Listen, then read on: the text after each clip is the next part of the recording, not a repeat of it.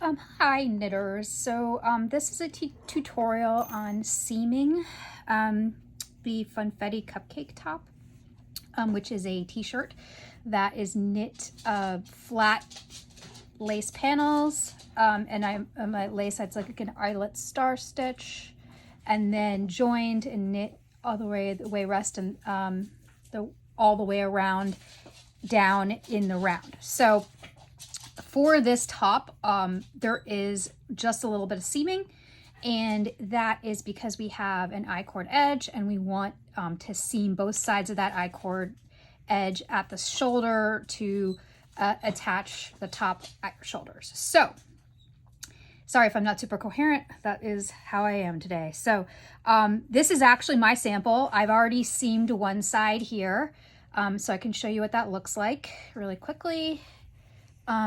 This is, if you've knit this top, you've knit 2 I-cord edges for each panel, for each lace panel, and all that we're going to do is seam them together using a mattress stitch. So I'm going to pretend, even if you've done a mattress stitch, that you've never done one before, and I'm going to show you how to mattress stitch this I-cord edge. If you have done a mattress stitch before, it's pretty much a standard mattress stitch, except that you want to make sure that instead of joining 2 stockinette stitches from the sidebar, you will be joining them through one of the loops of, or one of the V's on the I-cord edge. So again, I've already stitched one side, and a couple things to note. This top can be either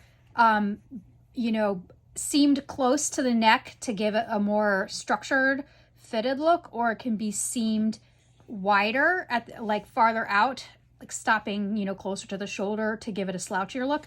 I've elected, because my sample is a bit close fitting and it's a little cropped, I've kind of decided to seam it a little bit farther in for me so that I can have a more structured look, so that way if I want to put it over a collared shirt as kind of a sweater vest or whatnot, it'll be more like a true tee rather than kind of a topper. But in Florida, we tend to dress in layers, so you're less likely to find people in Florida with one giant bulky sweater on, although sometimes that's the style. But oftentimes we'll be dressing in layers because Florida can start out hot and then get cold in the evenings, or you might want to put like a light pretty sweater layer over but not have so much bulk on you in wool. But you don't, your climate may differ, and if you are so inclined, you could even take this selvage edge here and actually add sleeves to this and make it, a more actual structured sweater that has long sleeves, etc. But I'm in Florida, and it's kind of just a tee, so I went with that, and I've done the stuff like that. So the first thing is that you should decide how far in you want to seam. One way to look at that is to kind of essentially take a measuring tape, and I apologize for the very light numbers on my measuring tape. I've had this since I was a middle schooler, and I'm 44 now, so that'll give you some idea. So you can basically how long I've had this measuring tape. So what you could do is kind of measure across your collarbone from the side of your neck to the side of your neck, and with a little bit of give to kind of give yourself an idea of how much hang you want, you know what I mean. And from there you'll have a number of inches. At that point, you could to figure out how you want to seam, you would then fold your top in half with the all 4 corners together, and then you would measure from the neck into half that way. So if I had 10 inches I wanted, or 11 inches I wanted, I would take half of that and I would measure in, and I would basically kind of put a removable stitch marker or some other indicator to myself to know that I was going to seam up to that point. And so that way you'll end up, if you pick a 10-inch hole, you'll end up with a 20-inch neck hole all the way around. It's a pretty simple process if you want to eyeball it. But either way, I suggest, and you can see I've done this with my first shoulder, I would suggest leaving yourself a nice long tail even after you've seamed, because you might like put it on after you have both sides seamed and say, you know, I actually want it to come in a little more, or I want to let a couple stitches out. And so if you leave yourself a tail here, you have some flexibility. You can then weave them in and snip them when you're completely satisfied that the neck is meeting all of your expectations. So you'll see I have one tail on one side, and then I have another tail on the center. And this is, even though this is seamed, I'm not going to cut it until I'm 100% sure that I like how this is turning out. So what I'll show you next is kind of how you would do this seaming side on the other side, and what that looks like with mattress stitch. So I'm flipping my piece over. And you're going to hold the wrong sides together. So you're going to have the right sides on the outside when you do this. The other thing to note is that I'm left-handed, so I am going to be going from left to right. But if you wanted to flip this over and work with your right hand in the opposite direction, it's exactly the same. You just would flip it over and work in the other direction. So, you know, I might try and turn it over and do a couple stitches that way, but I can't promise that they will be coherent because, again, I'm left-handed. So the other thing you want to do is take your ball of yarn and cut yourself a nice long piece. I'm just going extra long on this. This is the color 1, which is your contrast color. For this shawl, I used Emma's yarn, Super Silky, in the No Place Like Home colorway, which I absolutely love. All these peaches and teals together, they look so great, and golds. And so I have enough left here after this is done that I may do something else with it, like mitts or maybe arm warmers or something that match this tee. But for now, I'm gonna set it aside. I've cut myself off a snip right here, and I'm gonna use this snip to do my I-cord mattress stitch. So the first thing I'm going to do is take my tapestry needle and thread that on. And then I'm going to find, you know, here's your I-cord edge, and I'm trying to pull this close. So you can see for each edge that you're going to have, because it's a 3-stitch I-cord, you're going to have a V on the inside. And if I slip my needle through, you'll see V on the inside. You're going to have a V on the top, boop, and then you're going to have a V on the outside, which is this one right here. And it's going to be the same for the back. You're going to have a V on the inside, you're going to have a V on the top, and you're going to have a V on the outside. So because of these stitches, you're going to want to mattress stitch from the inside stitch to the inside stitch, and that will give you 2 stitches together next to each other on the outside, which creates this kind of 4-stitch edge. So you could see in this seam that it looks like I have 2 stitches here and 2 stitches here. That's because I have seamed at the 3rd stitch on the way in. In mattress stitch, how it generally works is that you go back and forth and you pick up the inside of stitches, and that to make it look like a seamless V. That's instead of, you know, you'll take half of one stitch, half of the other stitch, and you'll seam them together so that they look like 1 V instead of 2 Vs. But how that works with I-cord is that you're going to basically do the inside stitches, and you're going to go through the middle of it so that that whole stitch turns inward and gives you 2 extra stitches along the outside. And it's, again, a very easy process. You just take your tapestry needle and you're going to go, this is how you're going to work your each and every stitch, is you're going to pick up 2 bars inside a stitch. So if you pull your finger open and you look inside your stitch on the inside, this is 1 bar right here, and this is the next bar here. And if you're working from right to left, you're going to see, and you have a variegated color like this, whoop, you're going to see that, and again, I'm pulling the stitches open, you're going to see that your first bar is going to be right on the edge, and it's actually kind of your tail there. And your next bar is going to be the one that's between the kind of the U shape, or the where the 2 stitches, where the 2 legs of that stitch meet in the next bar. So that is the 2 bars. So if you're starting out, you're just going to pick up these first 2 bars on the front side of your piece, and you're just going to let your tail hang down a little, give it like plenty of room there. You've already, you've made enough length, just leave it hanging.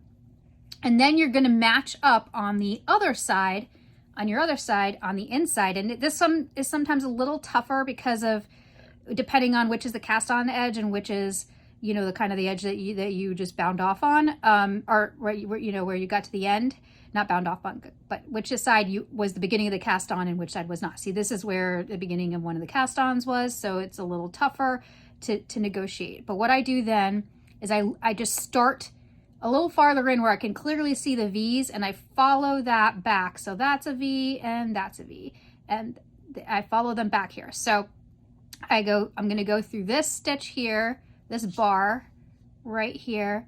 Whoop. And again, it is a little tougher right at the beginning, which is why I'm bothering to show you the very beginning instead of just the middle. But you'll go through and under that bar, and then you'll go through and into the next bar. So you'll have two, sorry about that, you'll have two stitches, two bars picked up. And again, at the very beginning, it's a little twitchy, so don't get too caught up if it doesn't look perfect on both edges. You just want to make sure that the edges here are matching up when you do that. And so you've now picked up two, one on each side, one on each side. What you're going to do from now on, as you see, is you're going to go back to that first bar that you picked up, and hopefully I'm in focus here. You're going to go back to that first bar you picked up on the first side, and you're going to pick that bar up again, and then you're going to pick up the next bar. So you're going to look for the bar that you already went through. Here's the stitch that's already gone through. You're going to look through that, and you're going to go to the next bar that's right between the two legs of the next stitch, and you're going to pull through. And you don't want to tighten too much immediately, or it's going to be really hard to find the bar you went through on the last stitch. And so here you went through this bar, and the next one is going to be this one right here, and you're going to see it because it's going to match these pink legs that are coming out of it. It's going to match the pink legs of the next stitch. And so you're going to then again pull through. I don't like to tighten again too much yet because it makes it really hard to find your next leg. So let's keep going. We've done two now. So now I'm going to find again that bar that I've already knit through. And sometimes you want to like kind of move the stitch you've already done out of the way so that you're not splitting your yarn. If you split your yarn, it's going to be really hard to tighten your mattress stitch when you're ready to like kind of pull tighter because it's just going to get caught up on the split. So just be aware of that. But here I am. I have my first bar, and now I have my second bar, and I'm just going to pull through again. And this is going to look really messy until you pull it tight. That's okay. You know what I mean? Just go slow. Don't rush yourself, and make sure that you're grabbing the proper place. And above or below the stitch you've already done. Again, this is the top area. Here's the first bar. And then the next bar is this piece right between these two stitches that are the next one that I've been working on.